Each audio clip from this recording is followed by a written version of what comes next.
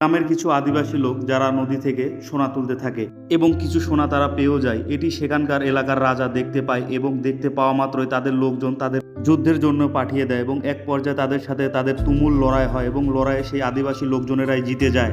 সেখানে থাকা রাজার একটি লোক একটি পর্বত দেখতে পায় যেটি ছিল সম্পূর্ণ সোনার পর্বত। সেটি দেখে অনেক অবাক হয় সেই ছেলেটি এবং তৎক্ষণাৎ সে রাজাকে খবর দেয় এবং সেই খবরটি সে আদিবাসী লোকজনও পেয়ে যায় এবং বলে যে এটি কোনো পর্বত নয়, এটি একটি চোখের ভ্রম, তোমরা কেউ ভুল করো না। কিন্তু রাজা এটি মানতে চায় না। সে তৎক্ষণাৎ তাদের লোকজনকে সেই পর্বতের দিকে পাঠিয়ে দেয় এবং তারা দেখে অবাক হয় যে এটি সত্যিই একটি সোনার পাহাড় এবং রাজাও অনেক অবাক হয় এবং পর্বতের কাছে যেতেই একটি সাপ রাজার একটি লোককে ছোবল মারতে শুরু করে এবং একে একে সবাইকেই ছোবল মারতে শুরু করে এবং অনেকগুলো সাপ তাদেরকে তাড়া করতে থাকে এবং তারা ভয়ে পালাতে থাকে। হঠাৎই সেই আদিবাসী লোক একটি সাপকে ধরে ফেলে এবং তৎক্ষণাৎ তাকে ছোবল দিলে সাপটিকে সে ছিঁড়ে ফেলে এবং সে কামড়ে তার কিছুই হয় না। সাপগুলো পালিয়ে যায়। দ্বিতীয় পার্ট দেখার